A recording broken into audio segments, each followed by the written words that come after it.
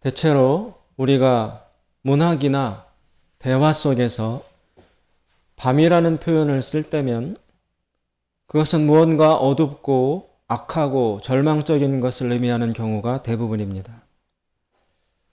엘리 위젤이라는 유태인 작가는 자신이 소년 시절에 겪었던 아우슈비츠 수용소에서의 경험들을 기록한 후에 그 책에다가 밤이라는 제목을 붙였습니다. 그만큼 그곳에서의 사건들이 고통스럽고 참혹한 것이었기 때문입니다. 밤이라는 시간은 인간으로 하여금 희망을 내려놓고 무거움과 좌절 속으로 잦아 들어가게 만드는 검은 마력을 지니고 있다고 할 수 있습니다. 그러나 생각을 더 깊이 하여 조금 다른 관점을 가지고 들여다본다면 밤은 그 다음 날의 새로운 아침이 찾아오기 위한 필연적인 과정이라고도 할 수 있습니다. 모든 악한 일들이 사실상 밤에 이루어지지만 그러나 그 밤의 시간은 영원하지 않고 반드시 또 다른 출발의 에너지에 밀려나게 되어 있습니다. 그것이 역사의 순리입니다.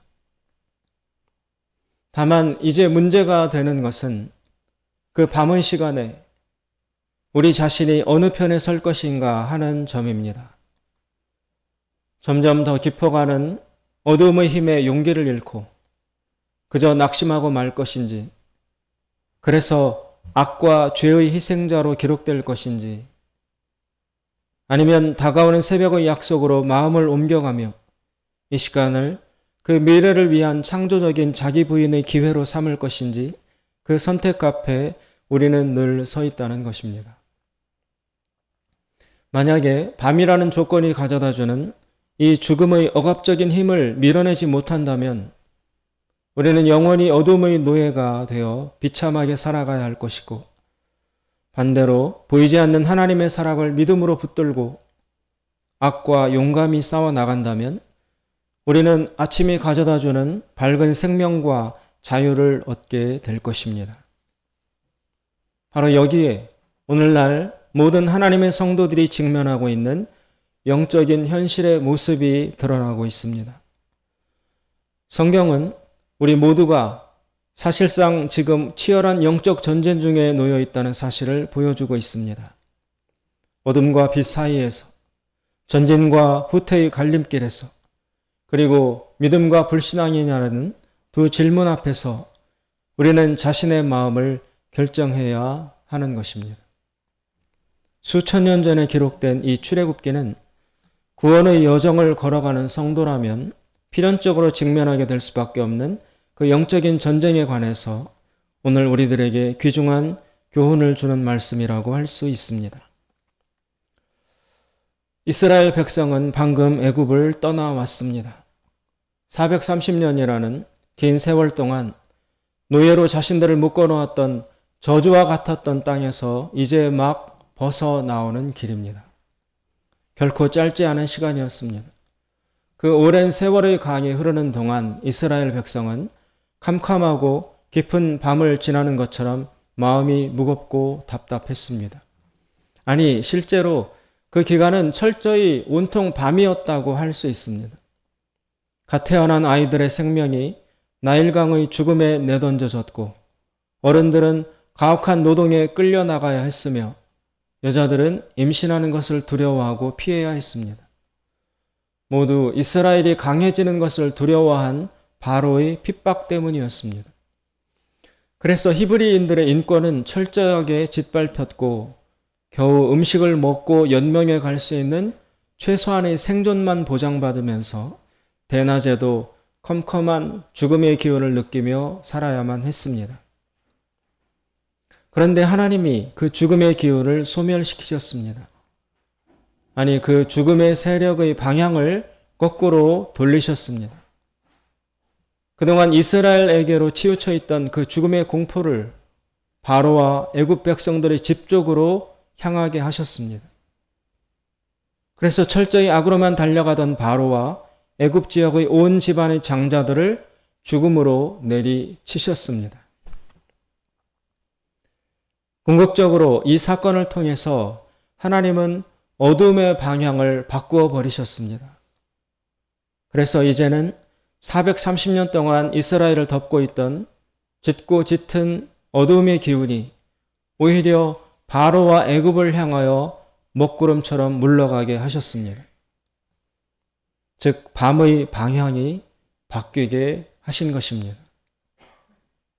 이제 밤을 다스리는 새로운 주인이 나타나셨습니다. 이스라엘을 사랑하시는 여호와 하나님이 밤의 새로운 주인과 지배자가 되어 통치하기 시작한 것입니다.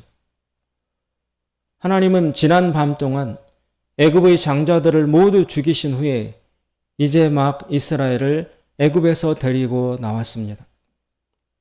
모세와 모든 히브리인들은 라암셋이라는 곳에서 출발해서 숫꽃이라는 지역까지 걸어 나왔습니다. 시간은 아직도 캄캄한 밤이었습니다. 오늘은 이스라엘이 애굽의 노예로 살았던 지난 430년을 마감하는 마지막 밤입니다. 이 밤을 끝으로 그들은 자유인이 되는 것입니다. 역사적인 밤이라고 할 수 있습니다. 어쩌면 지난 430년이라는 기간 전체가 한 덩어리의 밤이었을지도 모릅니다. 그러나 오늘 하나님은 이 밤을 종결시키려 하고 계십니다. 430년이라는 긴 오욕과 수치의 밤이 끝나가는 것과 동시에 바로와 애굽의 장자들이 죽은 이 하루의 물리적인 밤도 지금 끝나가고 있습니다. 하나님은 오늘을 진심으로 특별한 날로 생각하셨습니다. 그래서 이스라엘 백성에게도 그것을 각인시키고자 하셨습니다. 그리하여 이제 앞으로 이스라엘의 후손들은 대대로 오늘의 이 해방의 사건을 기념하여 해마다 이 날을 축일로 지정하여 지키라고 명령하셨습니다. 하나님은 이 날을 여호와의 밤이라고 부르셨습니다. 이것은 하나님께서 새로운 밤의 주인이 되심으로써 이스라엘의 밤을 종결시키셨다는 것과 그동안의 고통스럽기만 하던 밤의 본질을 구원의 밤으로 완전히 바꾸어 버리셨다는 여러 가지의 복합적인 의미를 띠는 중의적인 표현이라고 할 수 있습니다. 지난 시간에 저는 이스라엘이 바로의 통치하에 놓여 있었던 이 430년이라는 기간은 사실상 모든 인간들의 기본적인 실존 상황을 상징하는 것이라고 이야기했었습니다. 영적인 면에서 바로는 사탄을 의미한다고 할 수 있고 아담의 후손으로서 하나님과의 관계가 분리된 채 이 세상에 태어나는 모든 인간은 애굽, 즉 사탄이 다스리는 영역 속으로 들어오는 것이라고 할 수 있습니다. 다시 말해서 영적인 시각으로 보면 인간의 삶이라는 것 자체가 애굽에서 바로가 악한 지배를 하던 공간에서 살아가야 했던 이스라엘 백성의 상태와 본질적으로 거의 동일하다는 것입니다. 바울은 이러한 사실을 에베소서 2장에서 이렇게 표현하고 있습니다. 그때에 너희가 그 가운데서 행하여 이 세상 풍속을 쫓고 공중의 권세 잡은 자를 따랐으니 곧 지금 불순종의 아들들 가운데서 역사하는 영이라. 전에는 우리도 다 그 가운데서 우리 육체의 욕심을 따라 지내며 육체와 마음의 원하는 것을 하여 다른 이들과 같이 본질상 진노의 자녀이었더니.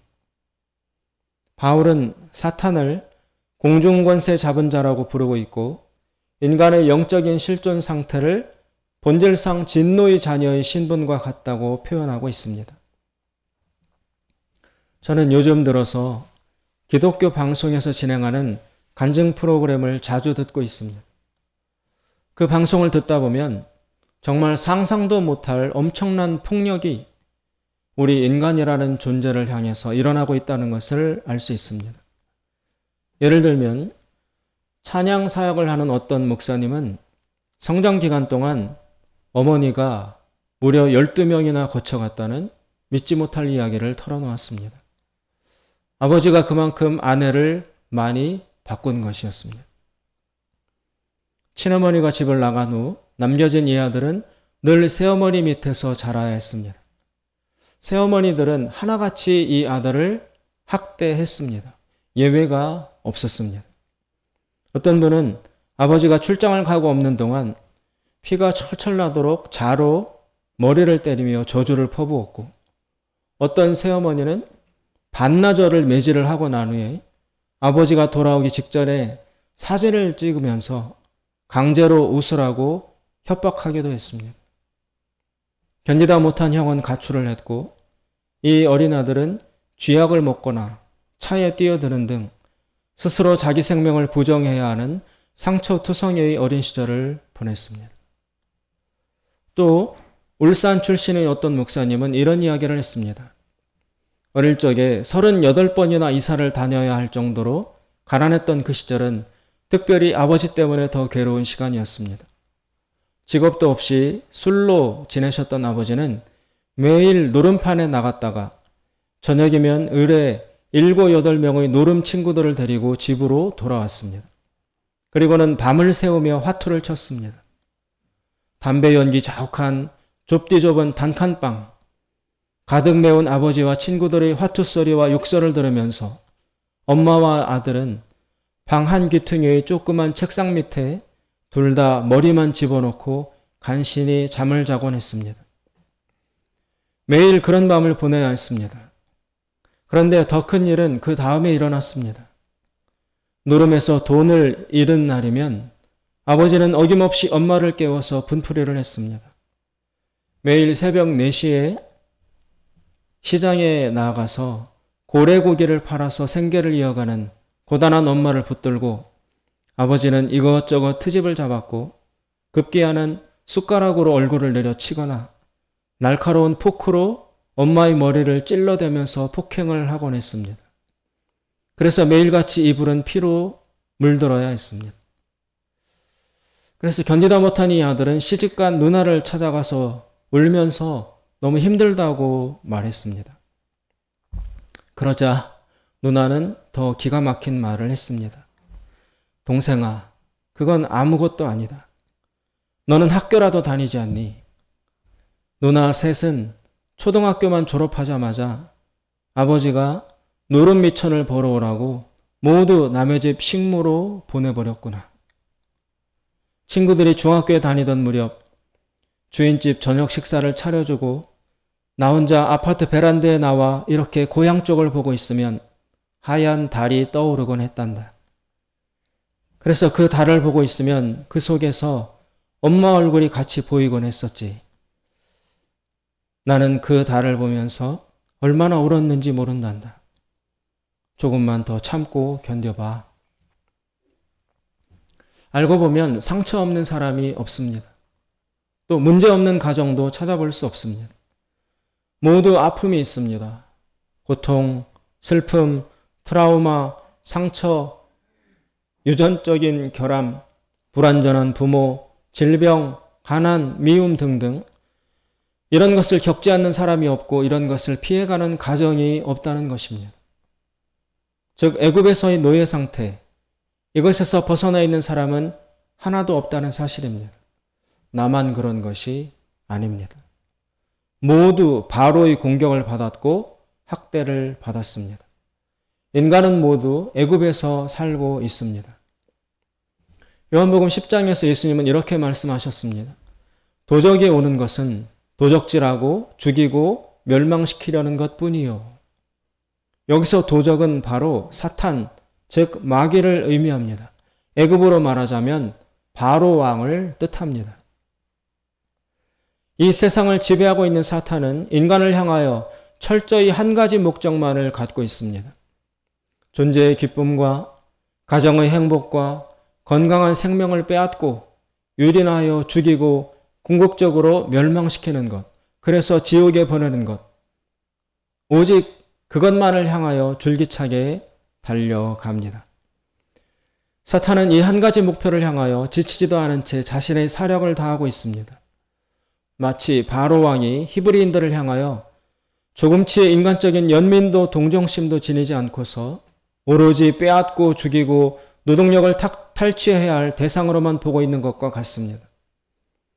인간을 향한 이 중단되지 않는 사탄의 탐욕과 소유욕, 폭력 욕구를 일컬어 사도 베드로는 너희 대적 마귀가 우는 사자같이 두루 다니며 삼킬 자를 찾고 있다고 말하면서 경고를 했습니다. 그런데 이제 놀라운 반전이 일어났습니다. 이 미쳐 날뛰는 바로를 여호와 하나님이 공격을 하신 것입니다. 그것이 바로 지난밤에 일어난 일이었습니다. 하나님은 죽음의 사자를 보내셔서 바로와 애굽 전 지역의 모든 장자, 즉 각 집안의 맏아들들을 모두 쳐 죽이셨습니다. 바로의 아들도 죽었습니다. 이것은 바로에게 치명적인 상처를 입히는 것이었습니다. 그리고 이것은 또한 장차 바로도 이렇게 죽을 수 있다는 하나님의 경고이기도 했습니다. 이 일로 인해서 바로는 더 이상 이스라엘을 소유하거나 지배할 수가 없게 되었습니다. 이스라엘을 계속 노예로 부리려 하는 한 바로 역시 계속 고통을 당하게 될 것이라는 뜻이었습니다. 바로에게 일어난 이 일은 놀라운 영적인 의미를 갖는 사건이라고 할 수 있습니다. 그것은 하나님이 이 세상을 다스리고 있던 사탄에게 치명적인 인력을 가한 사건을 정확하게 반영하고 있기 때문입니다. 그 일은 바로 십자가에서 일어났습니다. 예수님이 십자가에서 죽음을 맞이하고 있을 때 사탄의 세계에는 말로 다할 수 없는 초대형 난리가 일어났습니다. 죽음의 폭탄이 떨어진 것입니다. 하나님은 십자가로서 사탄의 집안을 심판하셨습니다. 마치 바로의 집안에 죽음의 사자가 찾아와서 그 맏아들을 심판한 것과 동일한 일이 영적인 차원에서 사탄의 집에 일어난 것이었습니다. 예수님의 피로 인해서 사탄은 실제로 돌이킬 수 없는 치명적인 공격을 받았고 더 이상은 인간의 영혼들을 소유할 수 없게 되었습니다. 그래서 바로가 이스라엘을 애굽 밖으로 내어보내게 될 수밖에 없었던 것처럼 사탄도 이제 예수님을 영접하는 자, 즉 어린 양이신 예수님의 피 아래 숨는 사람의 영혼에 대하여 더 이상 지배권을 행사할 수가 없게 되었다는 것입니다.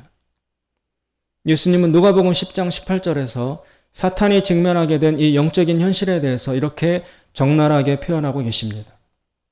사탄이 하늘로서 번개같이 떨어지는 것을 내가 보았노라.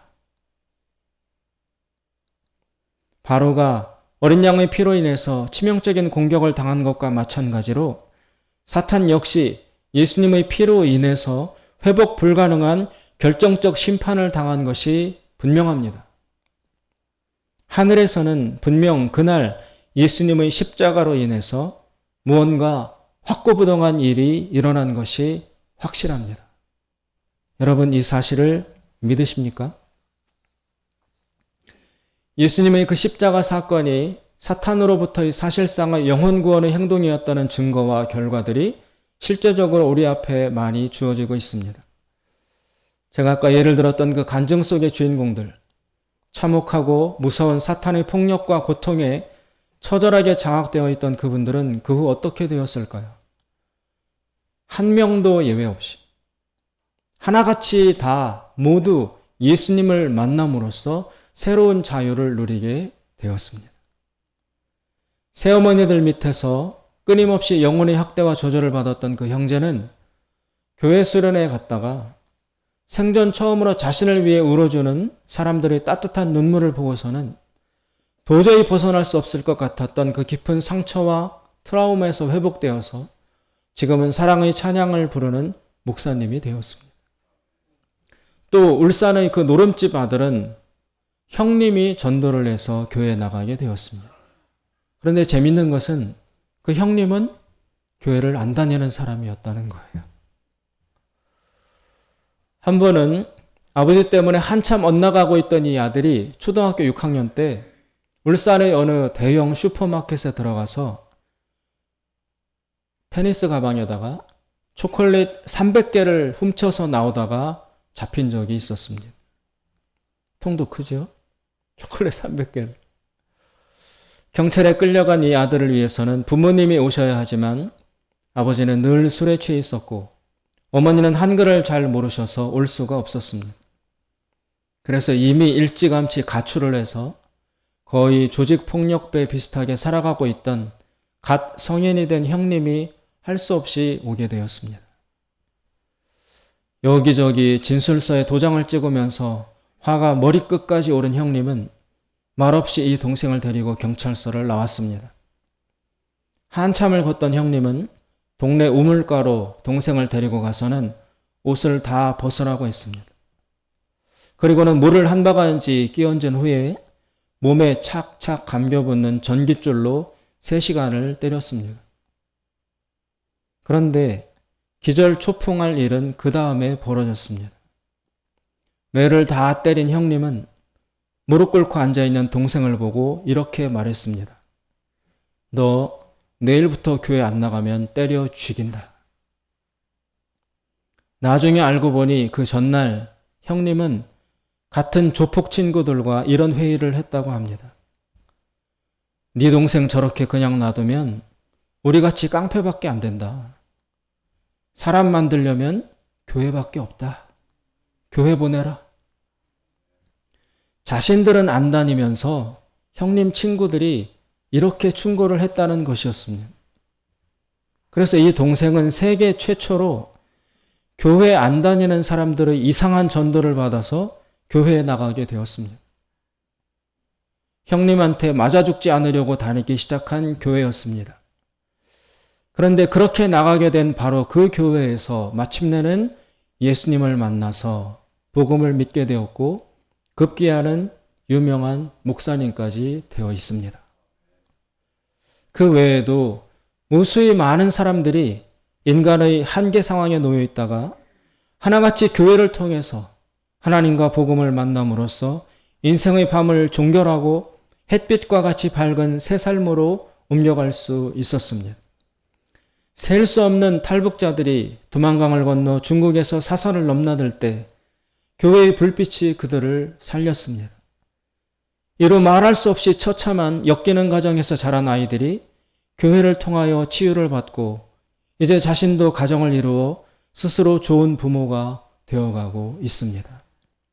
진실로 여호와의 밤으로 인해서 애굽의 밤은 끝나가고 있는 것입니다. 복음은 여전히 오늘도 활동 중인 것입니다. 이제 이스라엘 백성은 오늘 본문에 보시면 라암셋이라는 곳에서 숫곳까지 40km의 밤길을 걸어왔습니다. 그런데 그 사실을 기록한 오늘 본문을 보면 출애굽의 저자가 이스라엘을 이상한 이름으로 부르고 있는 것을 발견할 수 있습니다. 41절에 보시면 이렇게 써 있습니다. 430년이 끝나는 그날에 여호와의 군대가 다 애굽 땅에서 나왔은즉 분명히 이스라엘을 여호와의 군대라고 부르고 있습니다. 이것은 이스라엘 백성이 거기까지 걸어오는 동안 새삼스럽게 무장을 했다거나 무기를 들었다거나 하는 그런 뜻이 아닙니다. 400년 동안 그저 노예와 종으로 살던 그들이 그 짧은 사이에 군인으로 변신할 수 있는 것도 아닙니다. 지금 이스라엘의 무리들 안에는 노인과 여자와 짐승과 심지어 이스라엘 종족이 아닌 다른 이방인들도 다수 포함되어 있는 것이 현실이기에 사실상 그들을 군대라고 부른다는 것은 매우 불합리한 표현이라고 할 수 있습니다. 오히려 오합지졸의 상태라고 불러야 더 합당할 것입니다. 그렇다면 왜 하나님은 이들을 군대라고 부르고 계실까요? 그것은 이제 이스라엘의 정체성이 완전히 바뀌었다는 것을 알려주고자 하는 표시입니다. 하나님의 공격으로 인해서 바로의 장자가 죽어 나자빠지고 그 틈을 이용하여 애굽을 재빠르게 빠져나오는 행동을 감행한 이상 이제 이스라엘은 바로의 적이 될 수밖에 없습니다. 지금까지 이스라엘은 바로에게 억압과 착취를 당해오는 그래서 적대적 관계이기는 했지만 적어도 그러는 기간 동안은 바로의 노예일지언정 바로의 적은 아니었습니다. 바로와 암암리에 대립하기는 했지만 그러나 바로와 전면적으로 대응해야 하는 공식적인 적수는 아니었습니다. 그러나 이제 상황이 완전히 바뀌었습니다.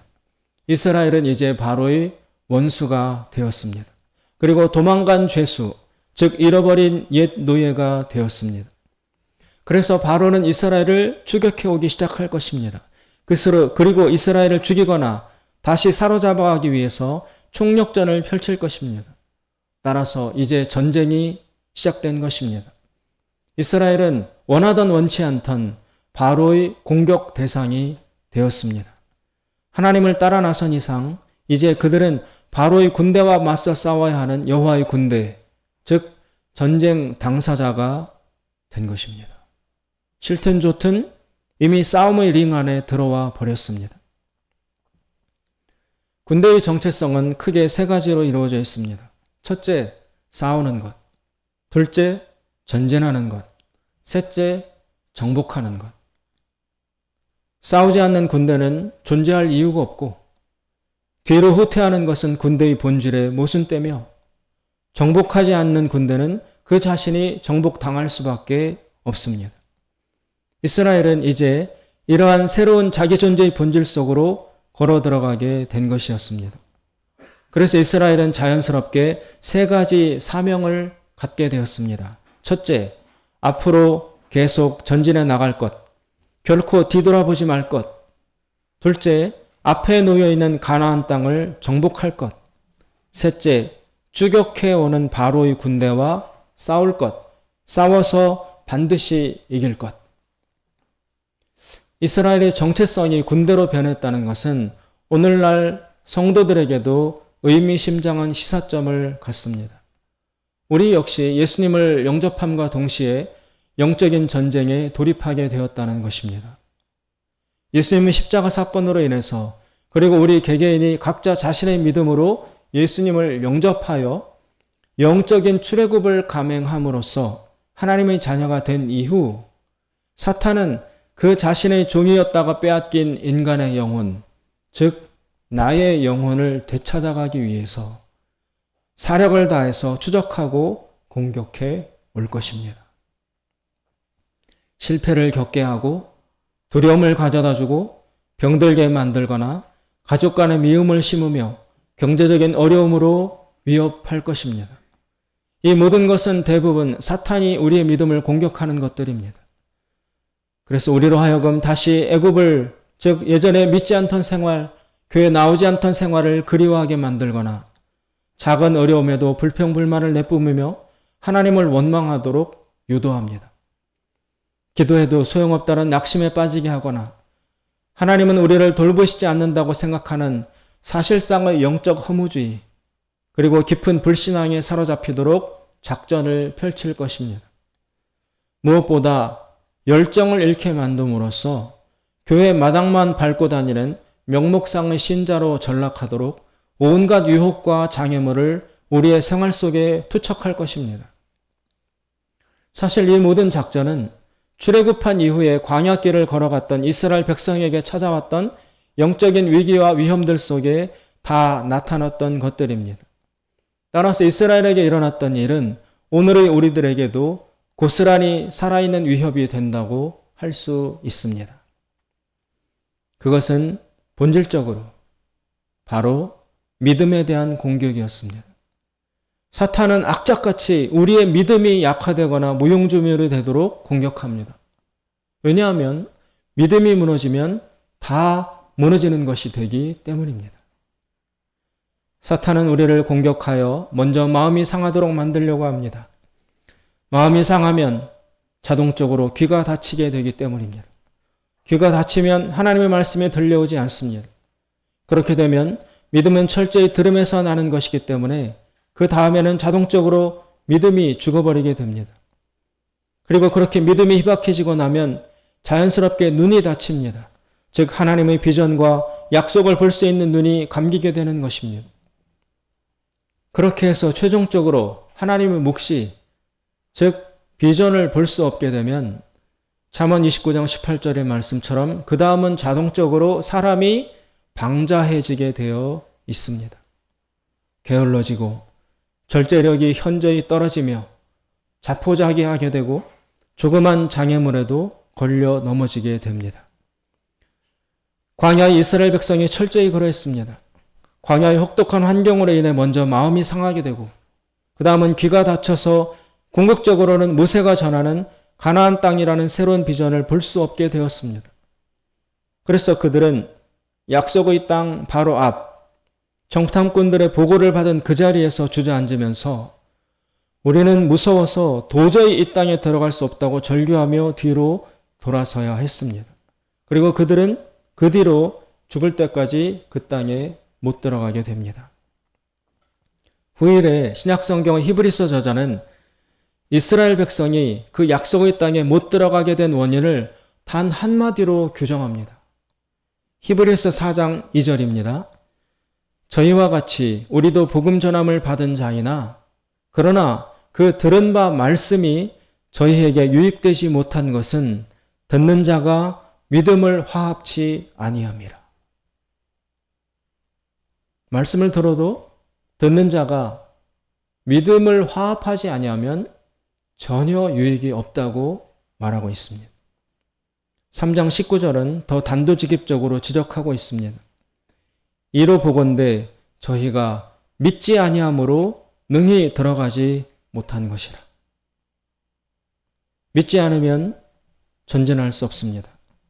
믿음이 없으면 앉은 그 자리에서 썩어서 도태되는 것입니다. 신약성경 누가복음 5장에 보면 예수님이 침상에 실려온 중풍병자를 치유하는 장면이 나옵니다. 예수님은 그 마비되어 누워있는 사람을 향해서 내 죄를 사함받았느니라고 먼저 선포하십니다. 이때의 죄는 어떤 윤리적인 범죄나 결함을 뜻하는 것이 아니라 하나님에게서 분리되어 있던 그의 영혼의 실존 상태를 의미합니다. 그런데 이제 그 결박이 풀어졌다는 선언입니다. 즉 예수님으로 말미암아 그동안 바로 즉 사탄의 지배하에 있던 그의 영혼의 애굽적인 실존 상태가 끝났다는 것입니다. 그리고 그것을 믿었을 때 먼저 이루어진 그 영적 구원의 결과로서 몸의 질병의 치유가 따라온 것입니다. 유월절 어린 양의 피로 인해서 모든 사람의 영혼이 바로와 사탄의 치하에서 나오기 시작했습니다. 그것이 실제 우리 인간의 영혼에 일어난 일입니다. 여러분 이 사실을 믿어야 합니다. 여러분들이 예수님을 개인적으로 받아들이고 믿기 시작했을 때 그때 여러분을 장악하고 있던 사탄의 사슬은 다 깨져버린 것입니다. 그것이 나에게 느껴지지 않고 보여지지 않고 경험되지 않는다 할지라도 영적인 차원에서 분명히 그런 사건이 일어났다는 것을 믿어야 합니다. 믿음은 보지 못하는 것을 믿는 것입니다. 그리고 그것을 시작으로 해서 구원의 실제적인 결과들이 우리의 실존적인 삶에 나타나게 될 것입니다. 사람은 감정의 동물이기는 하지만 그렇다고 해서 감정만의 존재는 아닙니다. 우리의 믿음에 있어서 감정과 경험은 굉장히 중요한 요소라고 할 수 있습니다. 그러나 그렇다고 해서 우리의 믿음이 오직 감정만을 기초로 해서 정립되는 것은 아닙니다. 우리의 믿음은 가장 먼저 철저한 사실 위에 기초해야 합니다. 그때 그 사실은 무엇을 의미합니까? 예수님의 십자가 죽음으로 인해서 보이지 않는 영적인 세계, 즉 초자연적인 하나님의 세계에서 실제적으로 사탄이 치명적인 거꾸로뜨림을 당했고 예수님은 그의 흘리신 피로써 실제로 사탄의 치하에서 유린당하고 멸망당해 가던 인간의 영혼에게 구원의 길을 제공하셨다는 것입니다. 이것은 눈에 보이지는 않지만 그리고 우리의 감정의 통로를 통해서는 아무런 단서도 전달되어 오는 것이 없지만 그러나 엄연한 영적인 현실 속에서 분명히 일어난 확실한 사실이라는 것입니다. 이것은 먼저 믿음으로서만 포착해야 하는 영적인 진리와 사실, 즉 팩트라고 할 수 있습니다. 이것을 가장 먼저 믿어야 합니다. 믿고 그리고 그 믿음의 결과물들이 우리의 생활 속에서 뒤따라 일어나기를 기다려야 합니다. 그 믿음의 싸움, 그 믿음을 지키려는 우리의 마음속의 싸움과 인내가 바로 우리가 직면해 있는 영적 전쟁의 본질과 핵심입니다. 느껴지지 않아도 먼저 믿어야 합니다. 보이지 않아도 먼저 믿어야 합니다. 들리지 않아도 먼저 믿기 시작해야 합니다. 어린 양의 피를 통해서 모든 애굽의 밤을 끝나게 하신 여호와 하나님이 오늘 우리를 군대라고 부르십니다. 이제부터 시작이라고 하십니다. 이제부터 우리 각자의 믿음을 지키기 위한 싸움, 즉 전쟁이 몰려올 것이라고 가르쳐 주십니다. 이 싸움은 혈과 육의 즉 사람과의 씨름이 아니요 정사와 권세와 이 어둠의 세상 주관자들과 하늘에 있는 악한 영들에게 대한 것이라고 사도 바울은 분명히 말했습니다. 그리고는 이 악한 날에 이 모든 것을 능히 대적하고 모든 일을 행한 후에 서기 위하여 하나님의 전신갑주를 입으라고 권면하고 있습니다. 전신갑주, 즉 갑옷은 누가 입습니까? 전쟁에 나가는 군사들이 입는 옷입니다. 구약도 신약도 우리 모두를 군대, 군사라고 부르고 있습니다. 그만큼 영적 전쟁이 치열하고 맹렬하다는 것입니다. 부디 깨어 있으므로 서로 사랑해야 할 우리 이웃과 가족, 즉 혈과 육을 가진 사람과 싸우는 것이 아니라 하늘의 악한 영들, 즉 마귀와 사탄과 우리의 믿음을 부서뜨리기 위해서 분골쇄신하는 그런 영적인 적들과 싸워 이길 줄 아는 깨어있는 여호와의 군대가 되시기를 주님의 이름으로 축원드립니다. 기도하겠습니다. 자비로우신 하나님 아버지, 십자가에서 흘리신 예수님의 보혈을 믿음으로 의지합니다. 생활과 삶 속에 찾아오는 갖가지 유혹과 어두움과 장애물 뒤에 숨겨져 있는 악한 마귀의 공격을 잘 분별할 수 있는 지혜를 주시옵소서. 지나치게 감정에 붙들려서 전진을 하지 못하고 있는 우리의 내면의 심령을 강하게 하셔서 오직 믿음으로 말씀 위에 서게 하옵소서. 그래서 진리로 말미암는 그 참되고 진실한 자유와 해방과 평강이 우리의 삶 속에 넘쳐 흐르게 하여 주시옵소서. 예수님의 이름으로 기도드리옵나이다. 아멘.